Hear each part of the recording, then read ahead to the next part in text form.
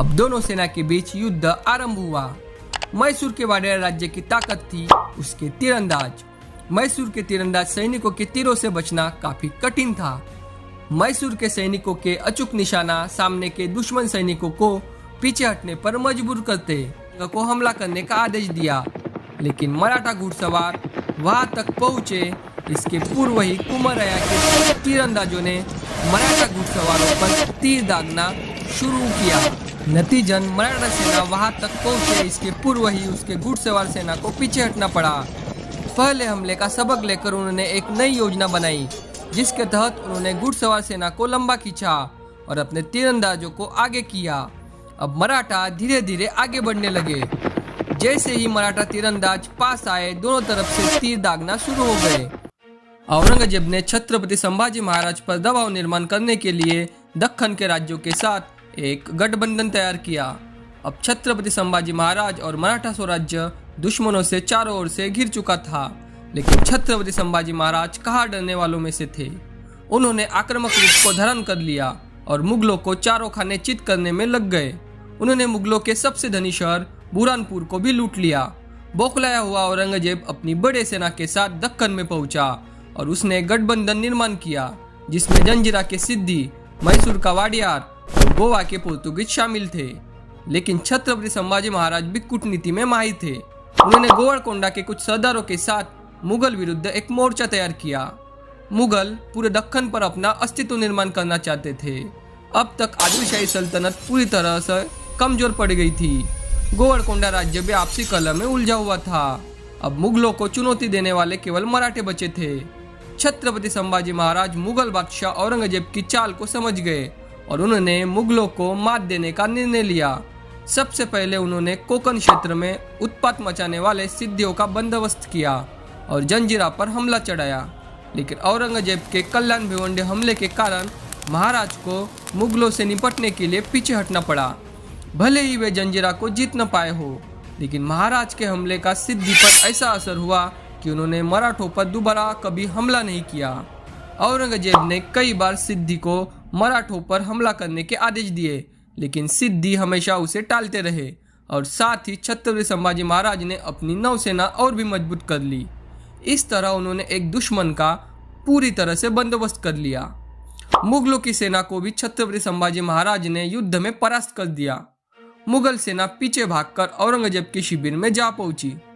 छत्रपति संभाजी महाराज के इस विजय के कारण यह तय था कि मुगल कुछ समय तक तो भी मराठों पर हमला करने का विचार भी नहीं करेंगे। लेकिन छत्रपति संभाजी महाराज यहाँ पर ही नहीं रुके। वे पहले गठबंधन के सभी राज्य को सबक सिखाना चाहते थे। इस बार उन्होंने अपना ध्यान दक्षिण में केंद्रित किया। उन्होंने पहले मैसूर राज्य को अपने तरफ लेकर मुगलों के खिलाफ मोर्चा निर्माण करने का तय किया और छत्रपति ने मुगल विरुद्ध दक्षिण में गठबंधन तैयार करने के दृष्टि से प्रयास प्रारंभ किए। शायद छत्रपति संभाजी महाराज जानते थे कि अगर दक्षिण में मराठा राजनीतिक तौर पर मजबूत बनते हैं तो मुगलों को वे उत्तर की तरफ धकेलने में कामयाब रहेंगे। लेकिन मैसूर राज्य मुगलों के उपहारों में इतना लीन हो गया कि उन्होंने इस तरफ ध्यान भी नहीं दिया। अब छत्रपति संभाजी महाराज और मराठा स्वराज्य का एक और दुश्मन निर्माण हो गया।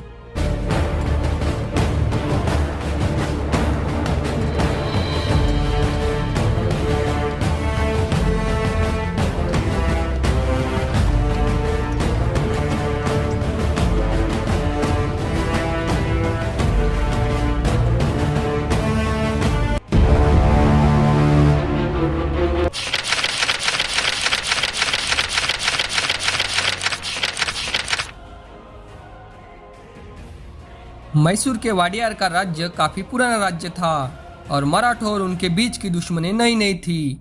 छत्रपति संभाजी महाराज के दादा अर्थात छत्रपति शिवाजी महाराज के पिता श्रीमंत शहाजीराजे भोसले के समय से ही मराठा और मैसूर के वाडियारों के बीच सत्ता संघर्ष चल रहा था। उस समय संपूर्ण दक्षिण में विजयनगर साम्राज्य का राज्य था। पूरे दक्कन से लेकर हिंद महासागर तक विजयनगर का राज्य फैला हुआ था। मैसूर के वाडियार राज्य की स्थापना यदुराय ने सन 1399 में मैसूर में ही की और यह क्षेत्र विजयनगर के अधीन था। यदुराया विजयनगर में प्रमुख सरदार था जिन्हें पोलेगार कहा जाता था। तब विजयनगर में हरिहर द्वितीय राज्य कर रहा था। स्वाभाविक रूप से यदुराया विजयनगर का ही सेवक था और विजयनगर के अधीन होकर ही उसने मैसूर के इलाके में राज्य करना प्रारंभ किया।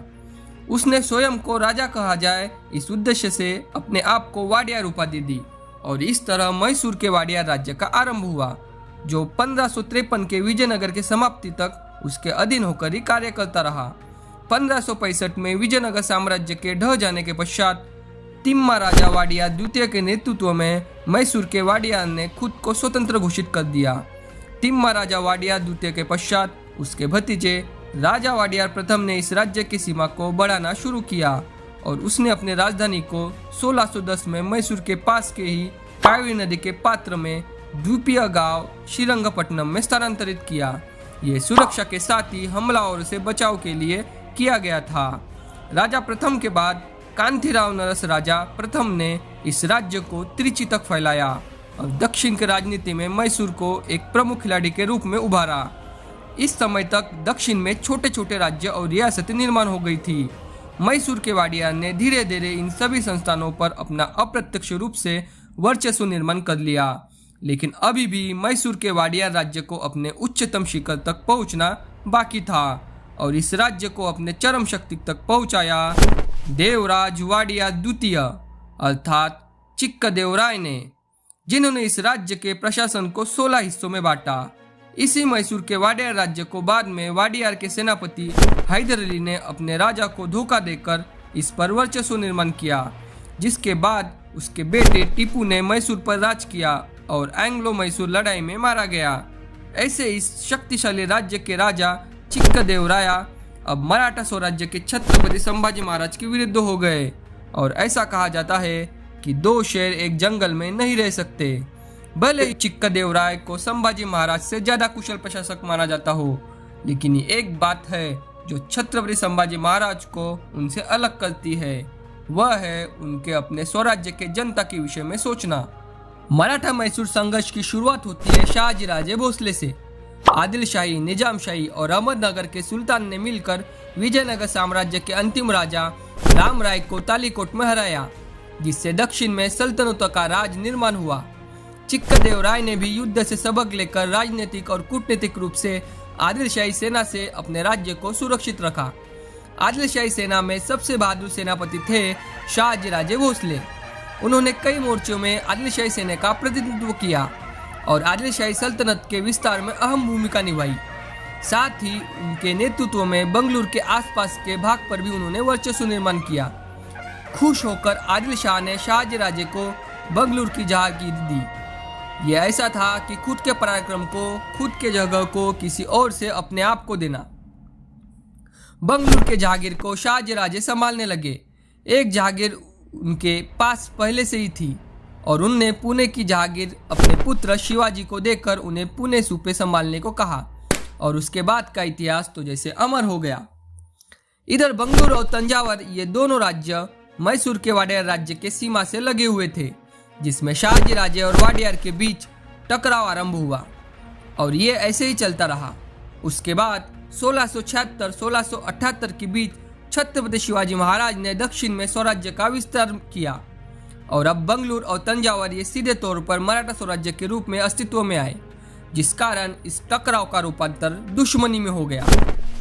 छत्रपति संभाजी महाराज ने सह्याद्री में मराठा स्वराज्य को मजबूत कर लिया था, जबकि औरंगजेब इस पर हमला करने के लिए आतुर था। मुगलों के सभी सहयोगी, जिसमें सिद्दी, पुर्तगीज और वाडियार शामिल थे, ऐसे सभी को सबक सिखाने का उन्होंने निर्णय लिया। सिद्दी को तो उन्होंने अच्छा सबक सिखा ही दिया था।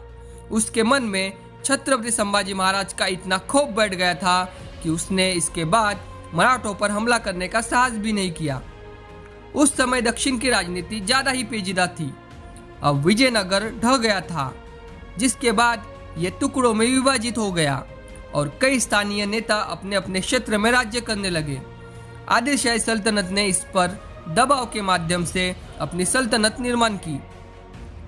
इसमें कुछ ऐसे भी थे जिन्होंने शुरू से स्वराज्य के विचार को अपनाया और किसी भी लालच और मोह में न पड़ते हुए कुछ ले जाने के विचार को भी त्याग कर स्वराज्य को दक्षिण में मदद करते रहे। इसमें ही एक छोटा राज्य था कुंदापुर का केलादी राज्य, जिसने महान रणधुरंधर महिला योद्धा रानी चेन्नम्मा इस देश को दिया। ये केलादी राज्य मराठों का सहयोगी था। इस राज्य के राजा सोमशेखर नायक थे और वे छत्रपति शिवाजी महाराज को बहुत मानते थे। जब चिक्कादेवराय मुगलों के गठबंधन में शामिल हुआ, स्वाभाविक रूप से अब दक्षिण में दो वैचारिक शत्रु तैयार हुए। एक तरफ मुगल के नेतृत्व में पोर्तुगीज, मैसूर के वाडियार, सिद्दी और गोलकोंडा और दक्षिण के कुछ छोटे सरदार थे, तो वही छत्रपति संभाजी महाराज के नेतृत्व में केलादी जैसे छोटे राज्य और गोलकोंडा के कुछ सरदार शामिल थे। गोलकोंडा महाराज संभाजी के साथ इसी कारण आए क्योंकि वे अपने राज्य को मुगलों से बचाना चाहते थे। मराठों ने इसके पूर्व चिक्कादेवराय को सबक सिखाने के उद्देश्य के साथ सन 1681 में मैसूर के वाडियार की राजधानी श्रीरंगपट्टनम पर हमला किया, लेकिन उस समय के मराठों के आंतरिक गृह कलह, छत्रपति शिवाजी महाराज की मृत्यु और मुगल आक्रमण, इन सब में व्यस्त होने के कारण मराठों को पीछे हटना पड़ा। चिक्कादेवराय एक मजबूत और कसा हुआ सेनापति था, उसे हराना आसान बात नहीं थी। भले ही मराठों को पीछे हटना पड़ा हो, लेकिन अब छत्रपति संभाजी महाराज ने मराठा साम्राज्य की बागडोर पूरी तरह से संभाल ली थी। सिद्दी को सबक सिखाने के बाद वे दक्षिण में एक और मुगलों के साथी को एक बड़ा सबक सिखाना चाहते थे। चिक्कादेवराय के नेतृत्व वाली मैसूर के वाडियार राज्य दक्षिण में अपना प्रभाव निर्माण कर रहा था। इसका अर्थ हुआ मुगलों का दक्षिण में सीधा प्रवेश। चिक्कादेवराय ने अभी आसपास के कमजोर नेतृत्व वाले राज्य को अपने अधीन करना आरंभ किया। उसमें से एक था मदुराई राज्य, जिसका प्रमुख था चोकनाथ। मदुराई राज्य वाडियार राज्य का वैसल स्टेट था, अर्थात चिक्कादेवराय के अधीन। मराठों के उसकी राजधानी श्रीरंगपट्टनम पर हमले के बाद चिक्कादेवराय दक्षिण से मराठों का प्रभुत्व समाप्त करना चाहता था। इसके लिए उसने एक कूटनीतिक योजना बनाई। चिक्कादेवराय का प्रमुख सेनापति था कुम्मराया।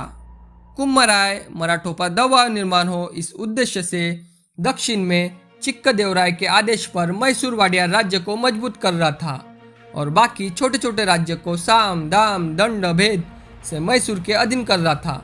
मराठों का दक्षिण से वर्चस्व खत्म हो, इसके लिए उसने एक चाल चली। उसने मदुराई के राजा चोकरनाथ के द्वारा यह अफवाह उड़ाई कि वह मैसूर के वाडियार के शासन से तंग आ गया है और वह अपने तिरुचिरापल्ली को मुक्त करना चाहता है। उस समय दक्षिण में मराठों के प्रमुख थे हरजी महाडिक, जो जिंजी में से मराठों के स्वराज्य का दक्षिण का कारभार संभाल रहे थे।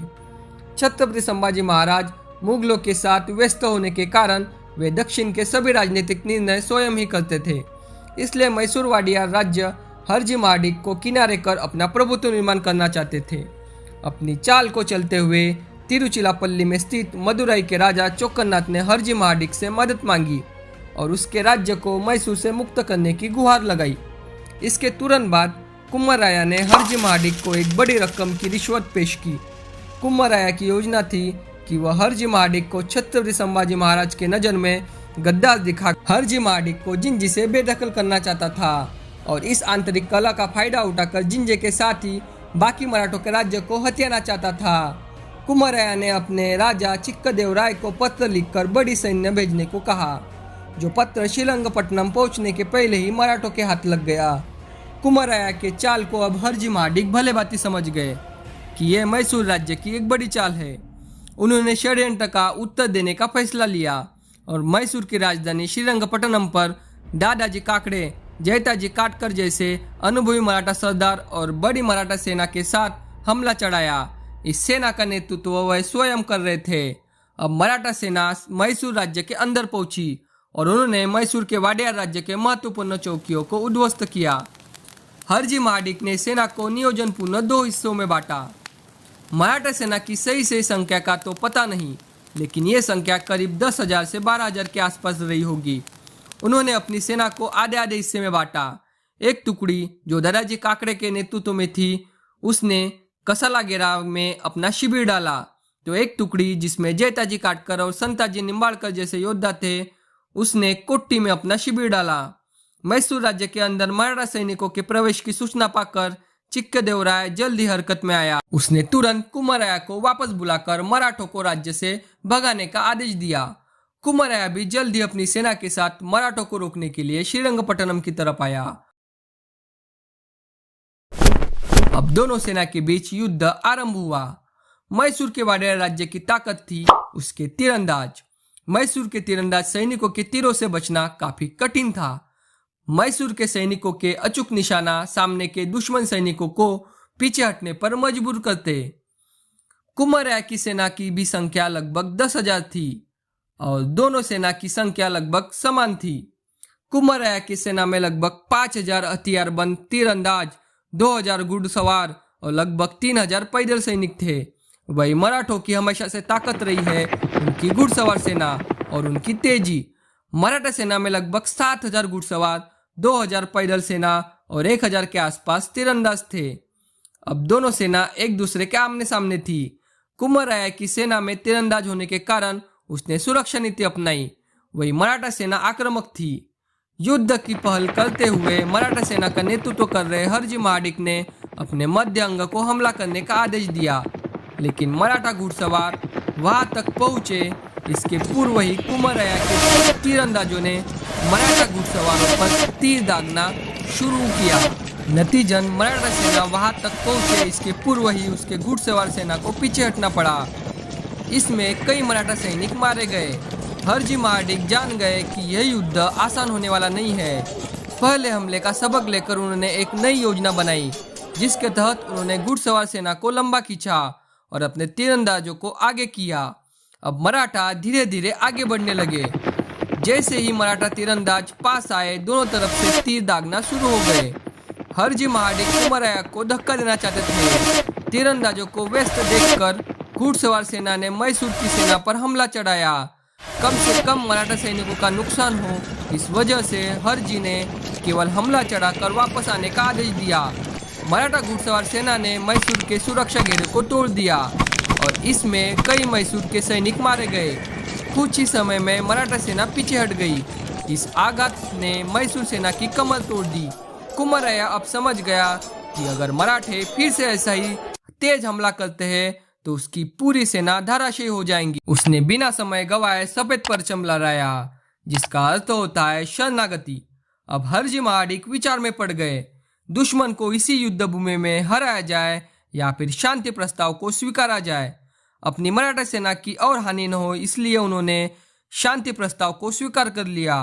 अब दोनों सेना के बीच शांति प्रस्ताव हुआ, जिसमें मराठों ने कुमारया और मैसूर सेना को तिरुचिरापल्ली से पीछे हटने के साथ ही बाकी राज्यों से पीछे हटने, इसी दक्षिण में मराठों के राजनीतिक प्रभाव को चुनौती न दे और इस युद्ध पर हुआ पूरा खर्चा भी मैसूर राज्य मराठों को दे, ऐसी शर्त रखी, जिसे कुमारया ने स्वीकार कर लिया। मराठे अपने जीत का आनंद उठाने लगे और इसी बीच मैसूर की सेना ने मराठों को धोखा दिया। यह सब कुमारया की एक चाल थी। उसने इस समय में पीछे से अतिरिक्त सेना बुला ली। वह सिर्फ मराठों को उलझाए रखना चाहता था। इस बीच अचानक से मैसूर सेना ने मराठों के शिविर में हमला चढ़ाया और इसमें मराठों के प्रमुख सरदार दाराजी काकड़े, जैताजी काटकर और संताजी निंबाळकर को बंदी बना लिया। उसका मुख्य उद्देश्य था मराठों के नेतृत्व को समाप्त कर देना, जिससे बड़ी मराठा सेना होने के बाद भी वह बिना नेतृत्व के किसी काम की न रहे। मैसूर की सेना ने बंदी बनाए हुए मराठा सरदार दाराजी काकड़े, जैताजी काटकर और संताजी निंबाळकर को मार दिया। मजबूरन हरजी महाडिक को जिंजी को बचाने के लिए पीछे हटना पड़ा। हरजी महाडिक इससे काफी आहत हुए। हाथ आए विजय के साथ ही उन्होंने अपने प्रमुख सरदारों को गंवाया। इसकी सूचना छत्रपति संभाजी महाराज को मिली और अपने प्रमुख सरदारों की हत्या की सूचना से वे आहत तो हुए ही और क्रोधित भी हुए। पहले ही छत्रपति संभाजी महाराज गृह कलह से निपट रहे थे। बाजू में दुश्मन सिद्धि था ही, पोर्तुगीज भी मराठों को चुनौती दे रहे थे और सबसे बड़ा दुश्मन औरंगजेब अपनी बड़ी सेना के साथ मराठों को समाप्त करने के लिए बैठा ही था कि एक नई चुनौती छत्रपति संभाजी महाराज के सामने आई। लेकिन वे डगमगाए नहीं। उन्होंने मैसूर के वाडेयर राजा चिक्कदेवराय को सबक सिखाने का निर्णय लिया और स्वयं दक्षिण दिग्विजय के लिए निकल पड़े। छत्रपति कैसे अपने सरदारों की हत्या का स्वयं बदला लेते हैं, वे देखेंगे अगले भाग में।